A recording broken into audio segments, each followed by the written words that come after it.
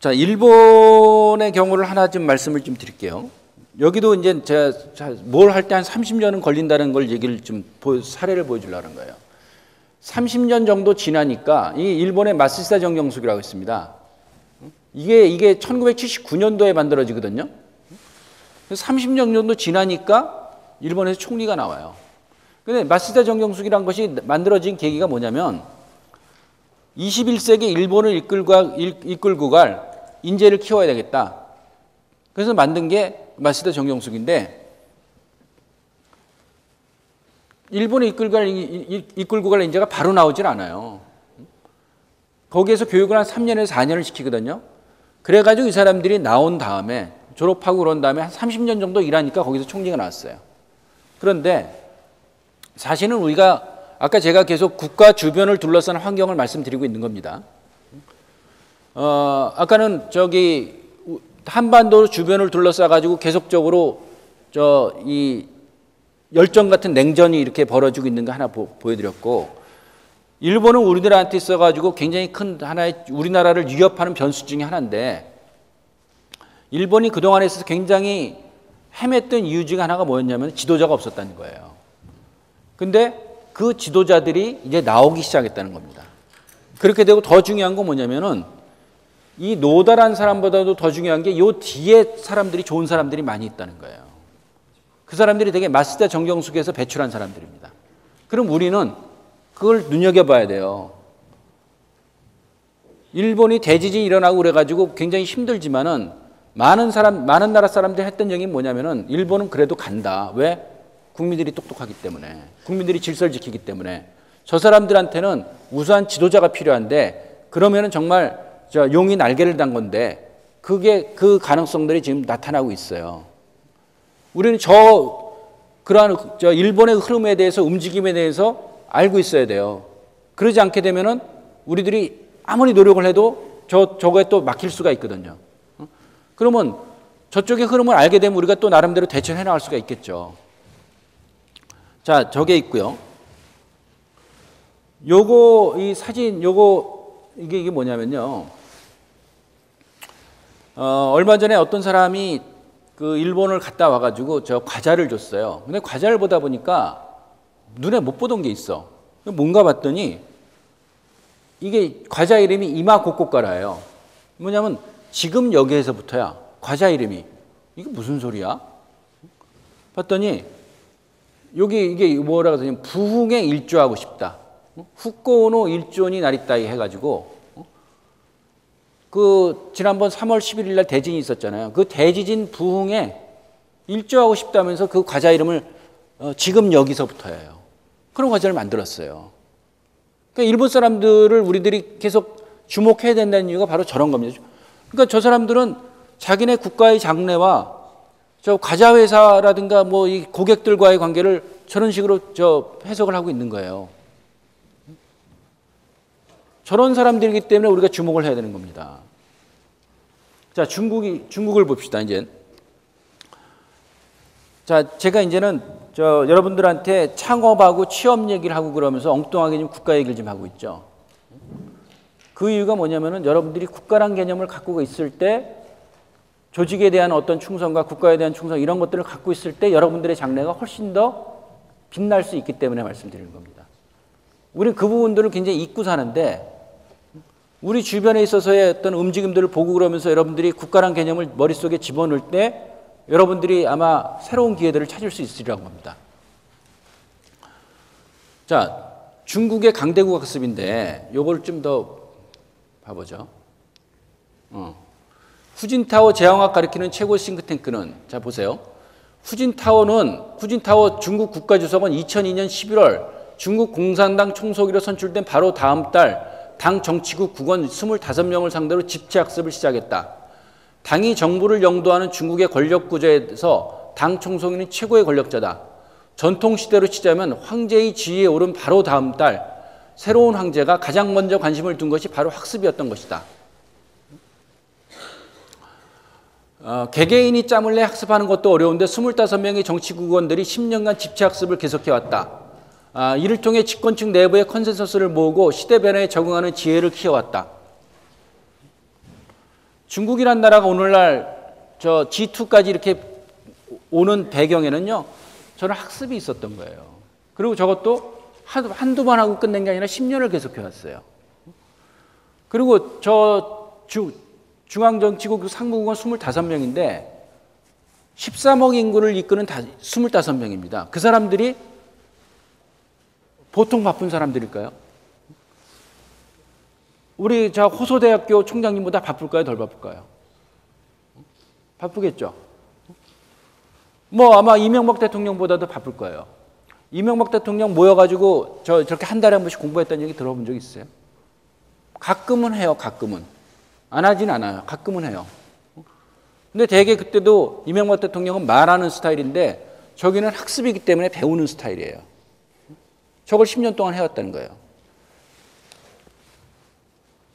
제가 여기서 이 말씀 드리는 게 뭐냐면 여러분들이 앞으로 사업을 할 때 있어가지고 한국만 대상으로 하면 안 돼요. 일본이나 중국, 아시아 이걸 보면서 해나가야 되는데 근데 그런 가운데서 특히 일본이랑 중국은 우리들한테 경쟁자면서 협력자면서 아주 복잡다단한 사람들입니다. 근데 그러한 사람들의 움직임들을 여러분들이 알고 있어야 돼요. 여러분들이 사업을 하든지 간에 또 내지는 저 회사에 취직을 하든지 간에 뭘 하든지 간에 이러한 움직임들을 알고 대처해 나갈 때 여러분들한테 기회가 더 많이 열리는 거지 그냥 눈앞에 것만 봐가지고 할 때 있어가지고는 거기에 매몰이 돼가지고 큰 걸 못 보기 때문에 많은 걸 놓칠 수 있다는 거예요. 그런 가운데서 일본하고 중국이란 나라는 계속적으로 아까 군사적인 면에서도 그렇고 또 이러한 정치 면에 있어서도 그렇고 우리 주변에서 굉장히 아주 역동적으로 움직여 나가고 있는 겁니다. 그런 부분들을 여러분들이 좀 이해를 해 줄 필요가 있겠다 좀 싶은 적인데요. 저는 여러분들께 드리고 싶은 얘기 중에 하나가 이겁니다. 여러분들이 저는 수도권에 취업을 하지 않길 바랍니다. 저는 서울 출신이고요. 서울에서 태어나가지고 서울에서 자랐고 서울에서 직장생활 하다가 98년에 대전 와가지고 살고 있습니다. 그러면서 제가 지금 이렇게 계속 국가란 걸 말씀드리고 그러는데 저 스스로도 국가의 큰 흐름을 봤기 때문에 새로운 사업 기회를 찾았어요. 그건 뭐냐? 여기 말씀드리고 그랬지만은 우리나라는 수도권 5% 면적에 50% 인구가 살고 있습니다. 그러니까 서울, 인천, 경기 여기가 면적이 5%뿐이 안 돼요. 국가 전체에서. 근데 인구는 50%를 살고 있어요. 돈은 80%가 몰려 있고. 그러면 당연히 사람 많고 돈 많으니까 거기에 사업 기회가 있겠죠. 그래서 다들 가는 거예요. 그런데 만약에 우리가 계속적으로 저 수도권에만 집중이 돼 보세요. 그러면 한국은요 국가적으로 굉장히 취약한 국가가 됩니다. 왜? 서울에 폭탄 하나 떨어뜨리게 되면은 한국은 끝나는 거예요. 대한민국 이퀄 서울이기 때문에 그러면 한국은 끝나요. 자 그렇게 되면은 저는 사업을 새로 시작하면서 그랬어요. 기존에 하던 것과는 다른 방식으로 가자. 거꾸로 남들이 다 서울을 본다 치면은 서울을 보지 말자. 차라리 지방을 보자. 이런 생각을 갖고 저 대전에서 사업을 시작하게 됐습니다.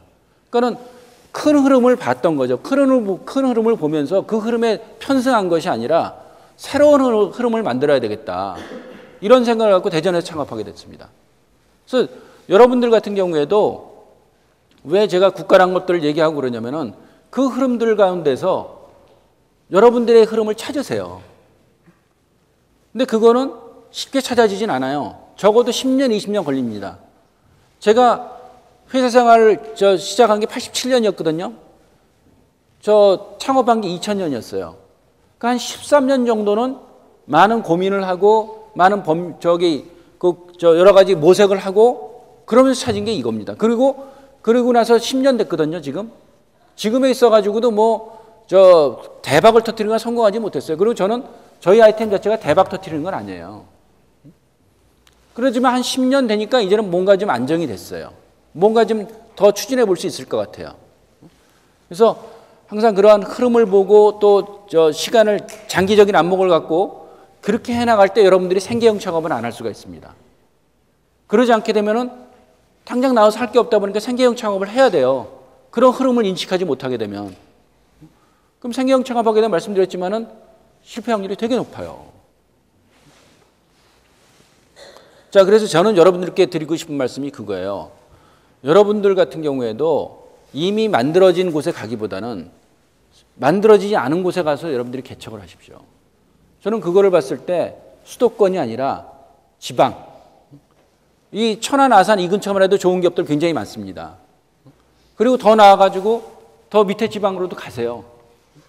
거기서 기회들을 찾기를 저는 오히려 권합니다. 근데 많은 사람들은 된 곳으로 가려고 그래요. 거기에 문화가 있다, 새로운 기회가 있다, 이렇게 하는데 거기는 경쟁이 굉장히 더 치열합니다. 근데 물론 서울의 장점은 있어요. 뭐냐면은 굉장히 서로들 간에 자극이 돼가지고 학습을 많이 합니다. 젊을 때는 그런 자극이 많이 필요해요. 그런데 지방은 상대적으로 그걸 내가 스스로 찾지 않는 한 힘들어요. 그렇기 때문에 서울의 장점이 있긴 한데, 그러지만은 또 지방이 갖고 있는 그러한 장점들도 충분히 여러분들이 찾고 가질 수 있으니까, 그리고 서울이 갖는 장점을 보완할 수 있는 그런 방법도 있으니까, 저는 여러분들이 취업을 할 때 있어서 지방에 취업하는 거, 그거를 오히려 새로운 인생의 기회를 더 만들 수 있는 그런 기회다라고 좀 말씀을 좀 드리고 싶습니다. 30년 추락 지방대 더 이상 방치하면 교육사회 위기 온다. 그러니까 이제는 우리나라도 저기 이제 조선일보에 나온 기사인데, 이제 내부에서도 저는 위기 의식들이 나오는 겁니다. 지방을 제대로 살려야 된다. 대한민국 이퀄 서울에는 세계 인류 국가도 나라탕 없다, 어렵다. 선진국으로 갈수록요, 국가 전체의 그 어떠한 시스템들이 어떻게 되냐면요, 그물처럼 돼 있어요. 그물이란 건 뭐냐면은 지방이라든가 서울이라든가 각 도시가 굉장히 촘촘하게 연결이 돼 있어가지고 어느 한 군데다가 이렇게 돌을 던져도요, 거기 이 그물 전체에 걸려가지고 전체적으로 파급 효과가 작게 돼 있어요.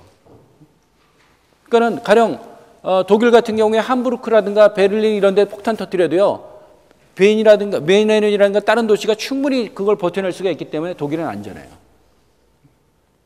그러니까 거긴 분산되어 있는 사회예요. 근데 우리 같은 경우에는 굉장히 밀집되어 있는 사회이기 때문에 한 군데 때리게 되면 나머지가 다 위험하게 됐어요. 앞으로 여러분들이 살아가야 될 그런 국가는 다른 지방들이 분산돼 가지고 거기에서 각자의 자기 기능을 해나갈 수 있는, 그리고 저는 지방 살면서 굉장히 행복해요. 서울 살 때는요, 일주일에 한 번은 나갔어야 됐어요. 녹지가 없기 때문에. 근데 지방은 그러지 않아요. 녹지가 굉장히 풍부하기 때문에 얼마든지 거기에서 나갈 생각이 별로 없어요. 삶의 질이 굉장히 높아졌어요. 그래서 여러분들 같은 경우에도 제가 지방 살기 때문에 좀 드리는 말씀이고 그러지만은 저는 수도권 취업보다는 지방에 취업하시는 것을 좀 권하고 싶습니다. 아까 지방에 살면서도 나름대로 경쟁력을 유지할 수 있는 방법이 있다 말씀드렸는데, 그건 딱 두 가지입니다. 그리고 그건 어디에 사든지 간에 꼭 해야 될 일 중 하나인데요, 신문입니다. 신문 보세요. 제가 인터넷 신문을 하지만요, 인터넷하고 신문하고 종이신문하고 선택하라면 뭐 할래? 저는 종이신문 택합니다. 여러분들한테 권합니다.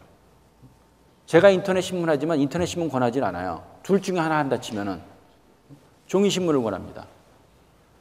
여러분들이 종이신문을 보는 게 여러분들한테 종합적인 안목을 높일 수 있는 굉장히 좋은 기회예요.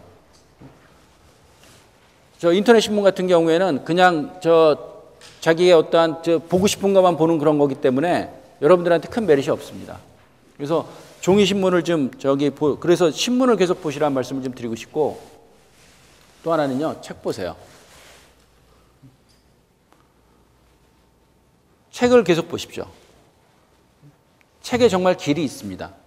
그래서 신문과 책이란 부분들이 굉장히 고리타분한 얘기 같은데, 왜 그 얘기들이 많이 나오냐면 그만큼 그게 효과적이기 때문에 그래요. 우리가 상큼한 얘기, 반짝이는 얘기만 좋은 게 아니에요. 신문하고 책이란 부분은요, 정말 여러분들이 밥 먹듯이 이렇게 하시게 되면은 여러분들의 어떤 지적인 역량이랄까, 또 세상을 보는 안목을 굉장히 키워줄 겁니다. 그래서 그 두 개를 계속 하십시오. 제가 대전 생활을 지방 생활을 한 지 98년서 해가지고 제가 10년 이상을 지금 지방에 살고 있는데 저 지금도 서울 사람 만나가지고 전혀 제가 꿀리지가 않아요. 그럼 그 이유가 뭘까? 신문과 책입니다.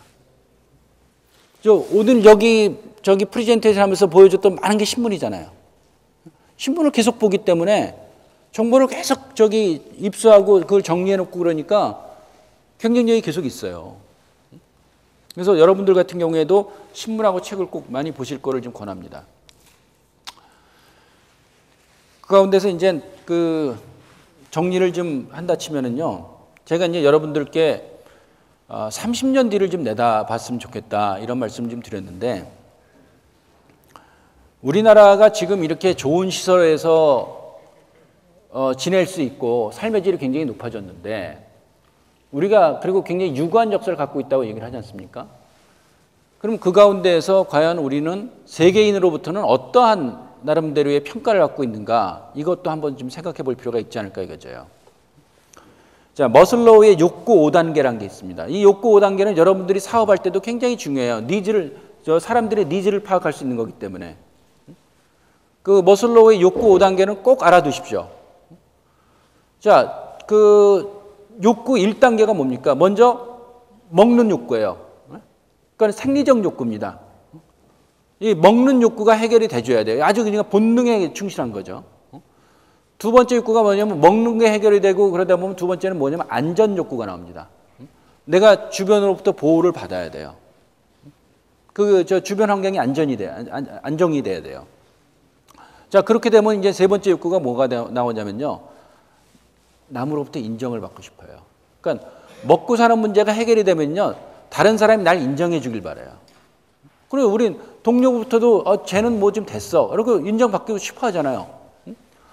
자, 인정받고 싶어 하는데 하나 더 나가면 뭐가 있냐면요, 존경을 받고 싶어요. 아, 저놈 참 훌륭해. 쟤 저거 하는 거 보니까는 역시 좀 달라. 존경을 받고 싶어요. 그러다 마지막 5단계는 뭐가 있냐면요, 그러한 존경이니 인정이 다 넘어서 자기를 실현시키고 싶어요. 내 인생의 화두는 이거야. 내 인생의 테마는 이거야. 나는 이거를 하고 싶어. 이거를 위해서는 내가 뭐든지 나는 희생할 수 있어. 그런 자기 인생의 테마가 만들어집니다. 자, 그런 가운데서 그러면 이걸 국가의 차원으로서 한번 보자고요. 과연 우리나라는 지금 먹고 살만해졌죠. 그리고 안전이라는 측면은 아직 완전히 보장되지는 않았지만 그래도 6.25 전쟁 이후로는 굉장히 평화적인 시대를 살아가고 있어요. 자, 그런데 과연 다른 나라로부터 인정을 받고 있고 존경을 받고 있는가? 이 부분을 우리가 한번 생각해 볼 필요가 있지 않을까 이거죠. 인정까지는 받는 것 같아요. 저놈들 정말 제조업 같은 경우에 있어서는 세계 최고의 실력을 갖고 있어. 인정을 받고 있는 것 같아요. 자, 근데 거기에다 가지고 존경을 받고 있는가? 이 부분 한번 우리가 의문을 가질 필요도 있지 않을까 좀 여겨지는데, 자, 5,000년 역사인데 주변으로부터 인정을 받기 위해서 필요한 게 뭘까요? 다른 나라로부터 인정받을 게 필요한 거.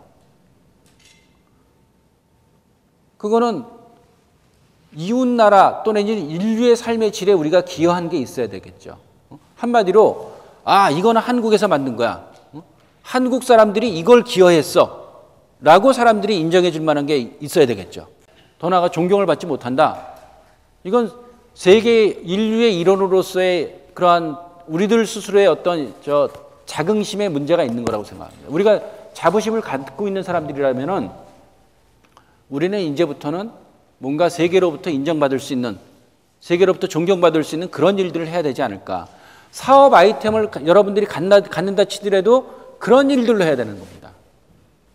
내가 먹고 사는 문제에만 잡스가 내가 먹고 살라고 했습니까? 우리가 스티브 잡스 얘기하고 그러고 다른 사람들 얘기를 많이 하지만 내가 먹고 사는 일에 만족하는 그러한 것들을 하게 되면 큰일을 못합니다. 물론 큰 것만이 다 좋은 건 아니에요. 근데 그러한 꿈들이 나만을 위한 것이 아니라 더불어 사는 삶을 가져나갈 때 여러분들한테 있어가지고 더 많은 기회가 주어지게 되고 또 여러분들 스스로가 조그만 어려움이 있을 때 거기에 무릎 꿇지 않게 돼요. 그걸 이겨나갈 수가 있게 돼요. 이제 우리나라가 적어도 생각해야 될 거는 세계로부터 세계인들의 삶의 질에 기여할 수 있는 그게 뭔가는 고민할 때가 됐습니다. 그럼 그거를 할 때 있어가지고 우리 뭐 세계인들의 삶의 질에 우리가 기여하자 그랬을 때 그거 준비 땅 했을 때 그게 바로 내년에 나올까요? 시간이 걸린단 말입니다. 그럼 그 시간 어느 정도 봐야 될까? 최소 30년을 봐야 된다는 거예요. 그러면 지금 여러분들 나이가 20대 후반에서 30대 초반인데 30년 뒤를 생각해 보시자고요. 50대 후반에서 60대란 얘기예요. 자, 그럼 왜 30년 뒤를 우리나라에 있어서의 그러한 것들을 세계에 기여할 수 있는 그러한 해로 잡을 수 있느냐? 대개 몇십 주년이면 아까 내년이 공업화 반세기라고 그랬는데 대한민국 건국 100주년 정도가 되면은 그래도 나름대로 의미가 좀 있지 않을까요? 대한민국이 건국 100주년이 되는 시점에 세계인들한테 자, 우리 대한민국이 있음으로 인해 가지고 세계에 앞으로 우리가 이렇게 기여를 하겠다. 이런 발명품을 만들어냈다. 인류의 삶의 질에 기여했다. 이런 걸 한번 해볼 수 있으면 좋지 않겠냐는 거죠. 근데 2048년 그때가 대한민국 건국 100주년입니다. 그러한 시기가 지금부터 그러니까 37년 남았어요. 37년 남았다는 것은 여러분들의 나이가 60대가 됐다는 얘기입니다. 그러면은 한 30년 정도는 여러분들이 그런 나름대로의 나만의 삶이 아니라 국가의 삶과 인류의 삶 그거의 비전에 맞춰가지고 내 비전을 만들어 나가가지고 움직여 나갔을 때 여러분들의 삶이란 것이 보잘것 없을까요? 나름대로 좀 정말 그 보람찬 내 한 번뿐인 인생 내 지금 잘 살았다 이런 생각을 가질 수 있을까요? 그래서 여러분들한테 사업 얘기를 하고 그러는 가운데서 어떻게 보면은 좀 여러분들이 엉뚱한 얘기라고 받아들일 수 있을지 모르겠는데 국가란 개념과 인류란 개념 그리고 앞으로 30년 뒤를 내다보는 그러한 생각들 그런 걸 가져나가고 여러분들이 사업 아이템을 찾아나가고 그거를 준비해 나가고 그럴 때 여러분들한테는 굉장히 큰 에너지가 나올 겁니다. 그 에너지가 나올 때 조그마한 어려움이 와도요 충분히 이겨나갈 수가 있을 거예요. 근데 그러한 에너지 그러한 나름대로의 목표 같은 게 없으면은요 어려움이 나오면 나올 때마다 아마 힘들 겁니다. 그러다가 그 어려움이란 것이 일정한 그 강도를 지나가게 되면 여러분들이 아마 좌절할 거예요. 그래서 여러분들께 드리는 그런 말씀은 적어도 뭘 하든지 간에 30년 정도는 내다보고 준비를 해야 된다. 그렇게 되고 그러한 것이 여러분들이 나만을 위한 삶이 아니라 국가의 목적이란 것, 국가라는 것도 생각을 하시고 더 나아가서 인류란 걸 생각할 때 여러분들의 삶이란 거는 훨씬 더 보람차고 가치 있는 삶을 살아갈 수가 있을 것이다. 그래서 여러분들이 취업 내지는 창업 이런 걸 하고 그러실 때 늘 저런 생각들을 좀 하면서 살아가시게 되면은 한결 더 여러분들의 삶 자체가 여러분들이 스스로 보람을 좀 느낄 수 있는 그런 삶이 되지 않을까 좀 생각이 돼가지고 이런 말씀 좀 드렸습니다. 저 스스로도 사실은 그러한 에너지가 있기 때문에 일을 하고 있어요. 제가 갖고 있는 비전은 그겁니다. 저는 그래요. 여러분들의 디딤돌이 될 겁니다. 제가 대한민국 건국 100주년 그 시점에 살아있는지 죽었는지 모르겠어요. 지금은 장수시대라니까 살아는 있을지도 몰라요. 그러면 그래봤자 90 가깝게 되기 때문에 그때는 기력이 없을 거예요. 근데 지금 제 사명 중에 하나는 뭐냐면은 여러분들의 디딤돌이 되는 겁니다. 여러분들이 그 시대에 대한민국 건국 100주년의 주역들이거든요. 여러분들이 그때 꿈을 펼칠 수 있도록 저는 디딤돌 역할을 하겠다. 그게 제 일종의 비전 중에 하나예요. 그런 것이 있기 때문에 이 자리에 나와서도 말씀드리는 거고 또 그런 과정 속에서 과학이라는 게 굉장히 중요하기 때문에 저는 지방에서 과학이라는 것을 대덕연구단지 거기서 계속 과학 뉴스를 발신하고 있어요. 10년 동안 해왔지만은 큰 효과는 없어요. 그러니까 제 어떤 주머니에 크게 이득된 건 없어요. 그러지만은 그 일이 필요하다는 걸 갖고 있기 때문에 계속적으로 해올 수 있는 에너지를 갖고 있어요. 그래서 여러분들이 어떤 일을 해나가실 때 생계형 창업을 뭐 그것도 할 때는 해야 되겠죠. 그런데 준비를 하셔가지고 생계형 창업이 아니라 정말 그 지역에 또 국가에 도움되는 그러한 아이템들을 찾아가지고 꾸준하게 30년 이상을 좀 하셔서 좋은 성과를 좀 거뒀으면 하는 그런 바람을 좀 갖게 됩니다. 그래서 여러분들이 그러한 꿈들을 갖고 새롭게 좀 도전을 해봤으면 하는 그런 생각을 좀 말씀을 드리고 말씀을 맺도록 하겠습니다. 감사합니다.